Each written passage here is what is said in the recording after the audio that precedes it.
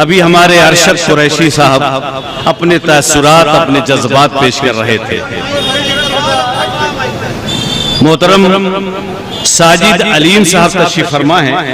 मैं बड़े ही अदब से गुजारिश करूंगा कि आप डाइस में तशरीफ लाएं। हजरत,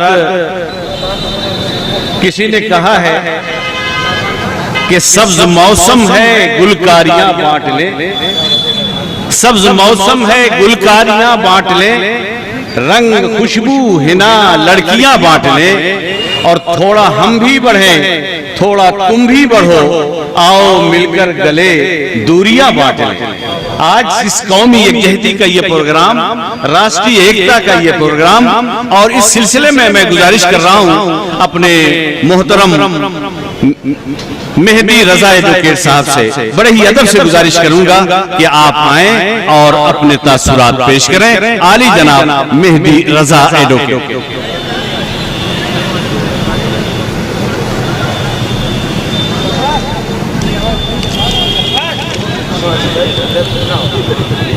सबसे पहले डाइस पे जलवा अफरोज तमाम मोअज़्ज़िज़ शख्सियत और तमाम सामाईन हजरात, आज के इस मुसर्रत दिन की मुबारकबाद पेश करता हूँ, और साथ ही साथ शौकत अली मुन्ने राजा साहब और उनकी पूरी टीम को इस बात की मुबारकबाद देता हूँ कि जिस खूबसूरती के साथ इस पूरे शहर को दुल्हन की तरह सजाया गया है, बेशक आपकी मेहनत रंग लाई है। इंशाअल्लाह ये पूरा जुलूस आपका पूरी रात भर राना ये शबाब तक रमा दमा रहेगा।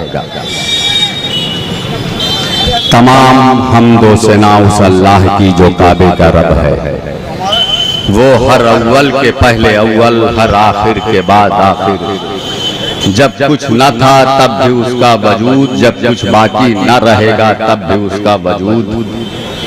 वही तो है जिसने हम गुनहगारों की तख्लीक के पहले जब एक नुत्फे को लोथड़ा बना रहा था और लोथड़े में नक्श नुमाई कर रहा था, तो उसने इस जमीन पर हवाओं को बिखेर दिया कि तुम जहां जाओ सांस ले सको। उसने दरियाओं को रमा और दमा कर दिया कि तुम सैराब हो सको। जहां पानी के इम्कानात न थे वहां झरने और झील पैदा कर दिए। तुम्हारे लिए हर तरह के फल और फूल पैदा कर दिए। तुम्हारे ताबे तमाम हैवानात को कर दिया।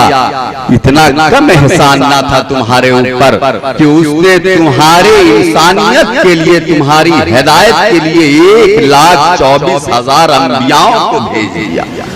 आज उसी अंबिया की आखिरी कड़ी आ रही थी। आमिना के लख्त जिगर आ रहा था, जनाबे अब्दुल्ला के घर में आ रहा था, खानदाने बनी हाशिम में आ रहा था।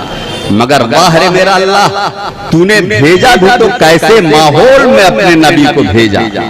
थोड़ा गौर तो कीजिए, इंसान की पस्ती का ये आलम था कि जब लड़कियां पैदा होती थी तो उन्हें जिंदा दफन कर दिया जाता तो अपनी शान और शौकत समझी जाती थी। ये अरब का दस्तूर था। हर दिन के एक खुदा हुआ करते थे, और इतना ही पस्ती का आलम नहीं था, अपने हाथों से खुदा बनाते थे। शाम को भूख लग जाती थी तो वो खुदा को भी खा जाया करते थे। इतना ही वो अरब का माहौल गंदा था कि जरा जरा सी बात को लेकर तलवारें ठनक जाती थी, खून की नदियां बह जाती थी। जहां पे शराब की भट्टियां लगे करती थी, शबाब का माहौल होता था। ऐसे माहौल में आमिना का लख्त जिगर आ रहा था।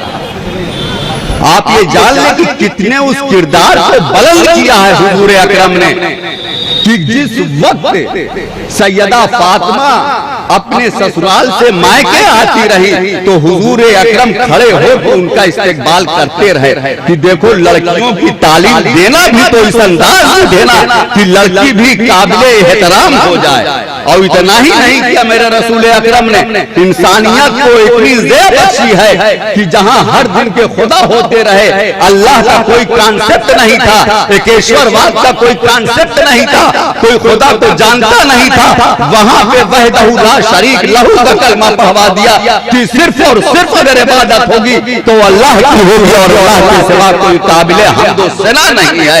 ये हुजूर अकरम का काम था। मैं जिस तहजीब में रहता हूँ, हिंदुस्तान में रहता हूँ, कभी गौर तो कीजिए।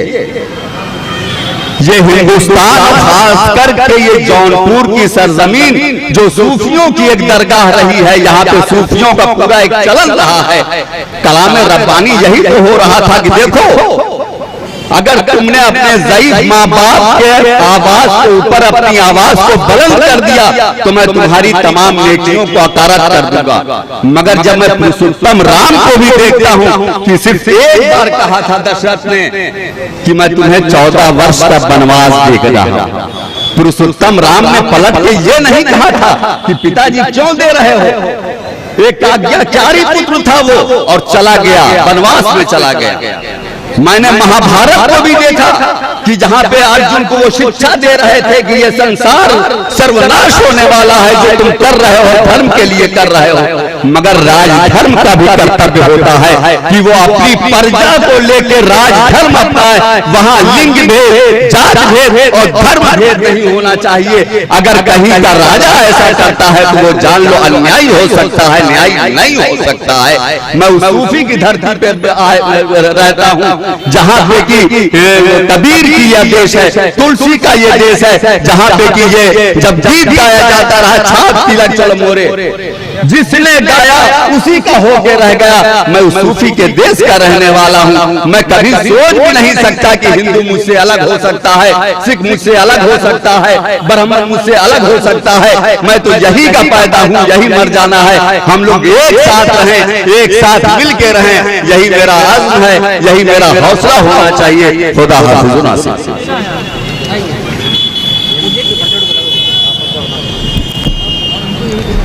हज़रत अभी हमारे मोहतरम मेहदी रजा एडवोकेट साहब अपने जज्बात, अपने तअस्सुरात और अपनी बातें बड़े ही खूबसूरत अंदाज में पेश किया।